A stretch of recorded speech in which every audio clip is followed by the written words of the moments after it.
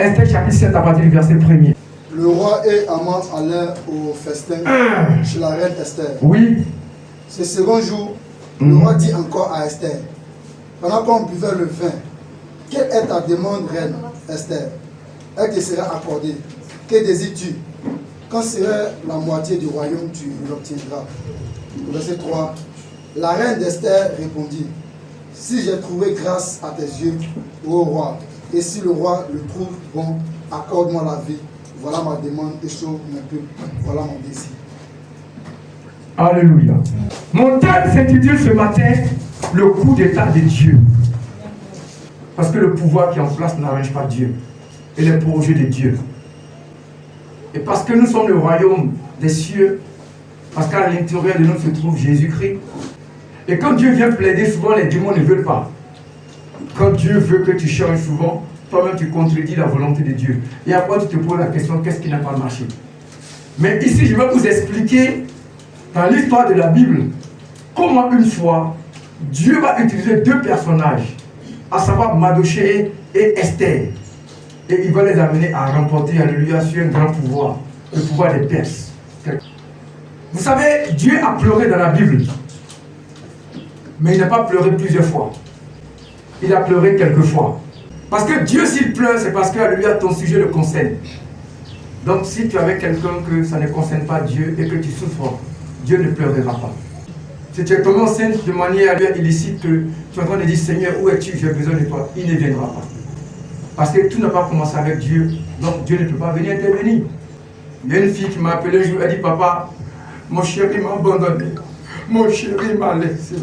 Il a avec une autre fille. Il faut prier pour moi. Je demande à Dieu, le Seigneur dit, pose-lui une question. Vous savez c'est quelle question? Le Seigneur me dit, demande-lui, quand vous voulez faire l'amour, est-ce qu'elle a prié d'abord avant de commencer? Qui a déjà prié avant de commencer les affaires? Personne. À partir de maintenant, il faut prier, quelqu'un me dit Amen. Sinon tu vas coucher un petit démon sans te rendre compte. Est-ce qu'on peut acclamer Jésus? Comme je le disais dans la Bible, Dieu a pleuré quelquefois. Mais quelles sont les fois où Dieu a pleuré? Dieu a pleuré lorsqu'il y a eu la destruction du premier temple. Lorsqu'on a détruit le deuxième temple. Et Dieu a pleuré une troisième fois lorsque le peuple d'Israël a été capturé en Babylone. lorsque le peuple d'Israël a été capturé encore en Égypte. Donc Dieu a pleuré 2 fois dans l'ordre de la captivité de son peuple. Quand on a pris son peuple en esclavage, il a pleuré. Quand on a détruit le temple où on partait l'adorer, il a pleuré. Quand on a détruit encore une 2e fois le temple encore qui a été rebâti, il a pleuré. La 4e fois où Dieu a pleuré, il a pleuré lorsque Lazare est mort. On dit Jésus pleura. Le plus court des versets. Quand tu regardes les raisons pour lesquelles Jésus a pleuré, pour lesquelles Dieu a pleuré, il a pleuré à chaque fois qu'il y avait son intérêt. Donc c'est sûr que lorsque le peuple d'Israël était esclave dans le pays des Perses, c'est sûr que Dieu allait pleurer. Or, quand Dieu commence à pleurer, c'est un fleuve qui te permettra d'atteindre une nouvelle destination. Quand Dieu commence à pleurer, c'est une eau vive qui te permettra de devenir très propre. Quand Dieu commence à pleurer, frère, moi je prie que Dieu pleure sur ton cas. Il se lèvera immédiatement. Dis Seigneur, je reçois les larmes de Dieu sur ma vie. C'est quand Jésus a pleuré que Lazare est ressuscité. Que le peuple d'Israël a été libéré de la captivité de Pharaon. C'est quand Dieu a pleuré encore que le peuple d'Israël a été libéré à travers Néhémie de la captivité babylonienne. C'est quand Dieu a pleuré qu'ils ont commencé à rebâtir les temples. La Bible me dit qu'il y avait une femme qu'on appelait Esther. Qui est Esther? Esther, son vrai nom c'était Hadassah. Esther était orpheline et elle était esclave. D'abord, être orpheline, c'est déjà un traumatisme de vie. Et puis encore être esclave, c'est déjà la perte de sa dignité. Mais ce que j'aime chez Esther, Esther avait un cousin qu'on appelait Mardochée. Dis avec moi, un champion, un connaisseur, quelqu'un qui était ancré dans la parole de Dieu, quelqu'un qui avait la connaissance de la parole de Dieu, quelqu'un qui était dans l'intégrité de la parole de Dieu, et quelqu'un qui ne fléchissait pas genoux devant Satan. Esther, par le conseil de son cousin, a réussi à pénétrer le palais royal. Et le roi Assuérus l'a épousé. Mais il y avait un problème dans le palais. Il y avait une situation compliquée dans le palais. Un homme qu'on appelait Aman. Aman n'aimait pas les Juifs. Il était l'ennemi de Dieu. Mais Aman était au pouvoir avec Assuérus. La Bible déclare que le roi Assuérus a donné un mandat, un décret au peuple pour se soumettre devant Aman. Partout où Aman devait passer, tout le monde devait s'agenouiller. Et la Bible déclare que grâce au truchement de leadership et du relationnel et de l'amour que le roi Assuérus avait pour Esther, il a permis que Mardochée soit un portier. Mardochée était à la porte du palais. Et un jour, Aman va venir. Tout le monde s'est agenouillé devant Aman parce que le roi lui a donné ce pouvoir-là. Et Mardochée va dire, je ne m'agenouille pas. Je ne m'agenouille pas devant un démon. Je ne m'agenouille pas, même si tu as les moyens. Je ne m'agenouille pas devant toi. Parce que ton Dieu n'est pas mon Dieu. Parce que tes traditions ne sont pas mes traditions. Parce que ta vie n'est pas ma vie. Parce que ton projet n'est pas mon projet. Je sais que tu ne m'aimes pas. Je ne m'agenouille pas devant toi. La Bible déclare que Mardochée ne s'est pas agenouillé. Cela a frustré Aman. Cela a dérangé Aman. Aman a commencé à comploter et il a écrit un décret où on devait exterminer tout le peuple juif à cause de l'erreur d'une seule personne. Mais il ne savait pas que dans le palais, il y avait une espionne de Dieu qu'on appelait Esther. Personne ne savait que Esther était juive parce que Mardochée lui a dit, tu ne dis pas que tu es juif. Ma fille, est-ce que tu écoutes, est-ce que tu respectes les orientations de ton père? Est-ce que quand ton père te dit ne voyage pas, tu respectes? Est-ce que quand ton père te dit viens à l'église, tu viens? Est-ce que quand ton père te dit on veut bâtir l'œuvre de Dieu, tu es là? Esther était une femme qui respectait Mardochée parce qu'elle savait qu'elle était orpheline, elle n'avait que Mardochée. La Bible déclare que Aman a pris un décret pour exterminer le peuple juif, mais le roi ne savait pas. Et la reine Esther va voir Aman. Elle va lui dire, Aman, je suis la femme du roi, je vais t'inviter à manger au palais royal. Qui ne voudra pas aller manger chez un président? Pourtant, il ne savait pas que la femme qui l'invite, c'est le peuple qu'il déteste. C'est le peuple qui l'haït. Ils sont partis manger chez le roi. Or, Esther avait déjà été informée par Mardochée parce qu'il avait appris qu'il y avait un coup d'état qui se tramait. Il avait encore appris que Aman avait pris une décision pour exterminer les Juifs sans que le roi le sache. La Bible déclare que Esther était là, elle était assise. Le monsieur est en train de manger. Et Esther va dire à son époux, est-ce que je peux te demander un service? Il dit non. Il dit oui. Il va lui dire, tu sais, tu vois Aman qui est là, il y a une décision qu'il a prise sans toi. C'est d'exterminer le peuple d'Israël. La Bible déclare que le roi va s'étonner, il va dire, Aman, depuis quand tu as pris cette décision? Le roi va se fâcher, il va quitter le dîner. La Bible déclare que Aman va aller derrière la reine pour lui demander pardon. Quand le roi va venir, il va voir que Aman est dans sa chambre, près de la reine. Il va dire, bon Aman, non seulement tu prends des décisions derrière moi, et encore tu vas aller avec ma femme, amener Aman au poteau. Est-ce que je peux commencer maintenant à parler? Amen. Le coup d'état de Dieu n'est pas comme le coup d'état des hommes. Le coup d'état de Dieu est stratégique et spirituel. Ne blesse pas. Elle te transperce. Sans que tu ne voies ton sang. Mais au moins tu te rends compte, ça t'a dépassé. Mais quand tu veux préparer son coup, il ne prend pas n'importe qui. Dieu ne t'utilisera pas si tu n'es pas une personne qui est consacrée à son œuvre. La première cause de la réussite d'Esther, qui a réduit la situation, parce que quand elle a réduit la situation, le pouvoir que Aman avait, le pouvoir a été remis à Mardochée. En réalité, le roi voulait offrir son manteau et son cheval à Aman pour que Aman parte se promener avec. C'était une manière d'honorer les administrateurs et les princes. Le roi prenait son vêtement et il leur donnait. Donc Aman avait été préparé pour porter le vêtement du roi et de monter sur le cheval. Or, quand tu arrives à le faire, on te respecte. Mais la Bible dit que lorsque Esther a dévoilé le secret de Aman, qui a porté le vêtement maintenant? C'est Mardochée. Regardez le mystère, regardez la profondeur. 2 personnes seulement ont été utilisées par le Seigneur pour renverser une personne qui avait le pouvoir et de le mettre dehors jusqu'à l'oubli. Le premier enseignement qu'on peut en tirer, c'est que on n'a pas besoin d'une grande armée pour avoir une grande victoire. On a besoin d'une personne qui a été élue par le Seigneur. Mardochée était élu par le Seigneur. Mais ce que vous devez comprendre, frère, c'est que Mardochée a été élu par le Seigneur parce que Mardochée a posé les bases de l'élection. D'abord, Mardochée a élevé une orpheline comme son enfant. Tu es un élu de Dieu. Où sont tes œuvres? Tu es chrétien depuis 10 ans. Quel est l'orphelin qui est dans ton alliance que tu as aidé? Je ne parle même pas des orphelins du monde, mais je parle des orphelins de l'église. Tu n'aides personne, tu manges toi seul. Tu es un élu comment? Oh, il y a des gens qui ont pris le pouvoir sur ton pays, dans ta ville, dans ta cité, dans ta province, dans ta vie intime, dans ta vie professionnelle. Il y a des gens qui sont assis qui ne t'aiment pas, qui veulent te voir nu, qui veulent te détruire. Dieu veut te sélectionner, mais que Dieu te regarde, qu'est-ce qui est comme œuvre qui peut regarder pour te positionner? Ma question est de savoir, toi qui es chrétien, est-ce que le chrétien qui est à côté de toi, tu le prends comme ton fils? Est-ce que la maman qui est à côté de toi, tu la prends comme ta mère? Est-ce que la fille qui est près de toi, tu la prends comme ta fille?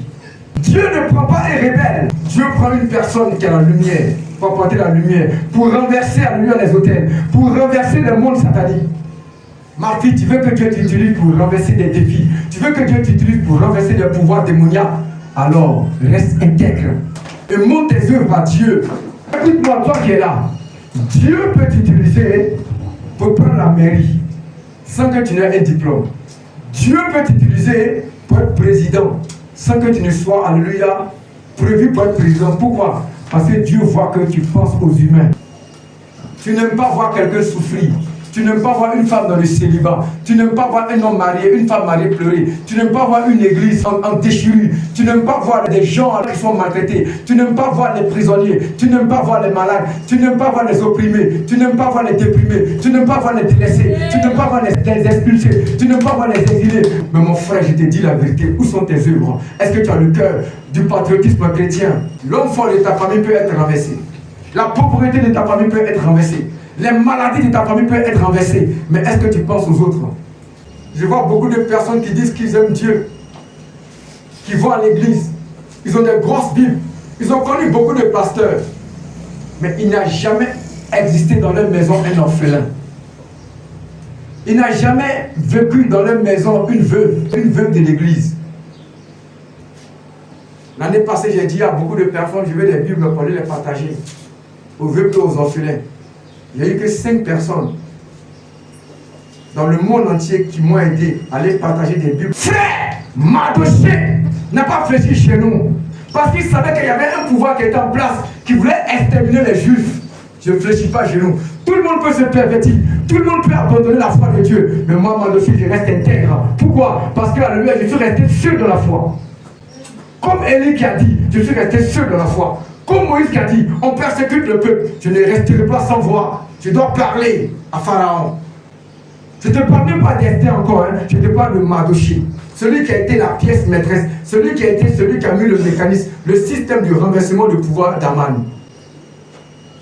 Quel est l'enseignement qu'on peut tirer de la vie de Mardochée? Le premier, c'est que Dieu ne regarde pas ta situation présente pour déterminer ton futur. Et Dieu ne regarde pas ton passé pour déterminer ton présent. Ton passé peut être dégueulasse. Tu peux avoir été la plus grande prostituée. Tu peux avoir été celle-là même qui a découragé le monde entier. Mais Dieu dit que ton présent sera nettoyé par son sang. À partir de cet instant, tu n'as aucun droit à te culpabiliser. Frère, tu t'as abandonné dans un foyer. C'était le passé. Ça ne détermine pas ton futur ni ton présent. Si tu échoué au bac, au BPC, c'était ton passé. Si tu étais malade hier, c'était ton passé. Si on t'avait délaissé hier, c'était ton passé. Si on t'avait rejeté hier, c'était ton passé. Ton passé ne détermine pas ton présent. Mardochée était esclave, mais il a réussi à devenir garde-corps du roi. Mardochée était esclave, mais il a pris la place d'un vice-président qu'on appelait Aman. La Bible déclare que c'est à Mardochée qu'on a donné le vêtement royal. Rien n'est impossible à Dieu.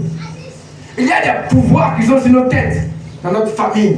Il y a des hommes forts. Il y a des gens qui ne veulent jamais qu'on rencontre des bonnes personnes. Il y a des gens, alléluia, qui ne veulent même pas que tu parles avec des gens. Ils veulent que tu sois prisonnier. Je te dis la vérité. Quand tu vas être consacré, que tu vas être dans l'intégrité, comme Mardochée, la place royale te sera donnée. Tu porteras le vêtement royal, comme Mardochée. Tu seras sur le cheval et tu parcouras le monde. Comment quelqu'un qui est esclave peut viser le palais? Ah! Comment quelqu'un qui est esclave peut viser le palais? Est-ce que je parle au cœur de quelqu'un? Amen. Le palais est déjà occupé, mais il vise le palais. Aman est déjà là. Aman a le pouvoir. En tant que premier ministre, en tant que vice-président, Mardochée dit c'est là-bas qu'on doit aller s'asseoir. Ma fille Esther, on doit aller là-bas. Elle dit papa, mais on est esclave. Mardochée dit on doit aller là-bas. Qui a créé la terre du ciel? Qui a créé les eaux? Qui a créé la lune? Frère, les montagnes t'appartiennent, les rivières t'appartiennent. Il a compris le mystère. Il a compris que celui qui est élevé sans Dieu sera rabaissé par celui qui s'élève vers Dieu. Alors je vais dire à quelqu'un pour finir maintenant. Il y a un coup d'état à faire dans ta vie. C'est de renverser ceux qui ont pris le pouvoir dans ta vie. Amen. Mais tu n'as pas besoin de n'importe qui. Tu as besoin des gens consacrés, qui ont la crainte de Dieu et qui connaissent Dieu. Tu as besoin de quelqu'un qui a été intègre et digne, qui n'a pas fléchi genoux face à Satan. Il y a beaucoup aujourd'hui qui fonctionnent comme des héros de la foi, mais ce sont des menteurs. J'ai dit un jour à un de mes amis, pasteur Abidjan, tu as une grosse église, c'est vrai. Tu as un grand peuple, c'est vrai. Mais si le Seigneur te disait, laisse tout ça pour venir faire l'œuvre dans un village, est-ce que tu vas accepter? Il est bloqué. Tu as une grande église en France, à Londres, au Canada, en Italie. Et le Seigneur dit, laisse tout ça. Viens dans un village où on ne connaît pas mon œuvre pour faire l'œuvre de Dieu. Des faux héros, des fausses foi, des fausses humilités, des fausses adorations. Tout est voué à l'intérêt et à la richesse. Mardochée n'était pas comme ça. C'est pourquoi Dieu l'a utilisé pour renverser le pouvoir d'Aman. Et le décret qu'il avait prescrit, c'était quoi? Aman avait décidé qu'on puisse exterminer le peuple juif. Donc ça veut dire que si quelqu'un n'était pas resté dans la consécration, on allait exterminer le peuple juif. Donc ma fille, je te demande pardon. Tu ne le sais pas. Le manque de ta consécration détermine sur le malheur de beaucoup de personnes dans ta famille. Le manque de foi, le manque de dignité, le manque de gloire que tu as, le manque d'adoration, le manque de louange est en train d'éliminer certaines personnes. dans les prisons, ils vont dans les prisons, dans l'avortement, dans les cieux qui ne glorifient pas Dieu. Pourquoi? Parce que tu ne veux pas, alléluia, être digne pour renverser le pouvoir de Lucifer. Ce matin, maman, mon thème s'intitule le coup d'état de Dieu. Dieu a amené, alléluia, le monde à tomber pour que le ciel puisse régner. Quelle sera ta décision après cette prédication? Tu veux continuer dans le monde ou tu veux accepter de marcher avec Dieu? Moi, j'ai vu ton mariage. Moi, j'ai vu ton mariage. J'ai vu ton voyage. Dieu m'a donné le pouvoir. Je connais l'avenir de tout le monde ici. Je connais le dossier de tout le monde ici. Enfin, parce que j'ai vu un monsieur, je le voyais. Et le Seigneur m'a montré dans la fin de ses jours. Il sera en prison au Libéria. Mais il faut le voir qui monte dans une belle voiture. Je me suis approché de lui pour lui dire, je vais t'inviter à l'église pour qu'on parle. Il dit, je n'ai pas le temps. Je dis, mais je peux m'approcher de vous. Il dit, je n'ai pas le temps. Mais moi, j'ai vu son futur. Frère, le futur n'est pas rose. Mais tout dépend de maintenant, du choix que tu fais. Il y a des célibats chroniques, alléluia, dans la vie de beaucoup de personnes jusqu'à la fin de leur jour. Il y a des maladies qui vont surprendre certaines personnes telles que le sida, le corona. Il y a des expulsions dans les foyers qui arrivent. Mais toi, quelle est ta décision maintenant? Le diable nous attend au tournant. Mais nous devons attendre le diable dans le futur. Moi, je prêche l'évangile pour que mon futur soit à la gloire de Dieu. Je m'en fous que mon présent m'insulte. Je m'en fous que je mange bien. Parce que je sais que je suis en train de bâtir un royaume. Dans 5 ans, quand tu me verras, tu ne me reconnaîtras plus. Quand tu me verras, je serai en Angleterre, puis je vais te saluer. You are right? Yeah. Are you good? Yeah. And what do people say in Africa? Oh, Africa, oh, I think the African people. Alléluia. Mais je n'aimerais pas que tu restes dans ton état. Parce que tu vas nous bénir, il faudrait que tu sois dans le navire. Amen. Quelqu'un me dit Amen. Amen. Est-ce que ça va? Amen. On se tient debout et je fais une prière finale et je descends. Dis Seigneur Jésus. Seigneur Jésus. Maintenant, je te trône ceux qui ont pris le pouvoir sur ma vie. J'annule le décret des hommes forts de ma vie. Tout pouvoir sur ma tête, la tête de ma famille, je ne glorifie pas le nom de Dieu. Disparaît maintenant. Je deviens le Mardoché de ma famille. Je deviens l'Esther de ma génération. Je n'abandonnerai pas l'œuvre. Je serai connecté jusqu'à la fin de mes jours. Au nom puissant de Jésus. Quelqu'un me dit Amen.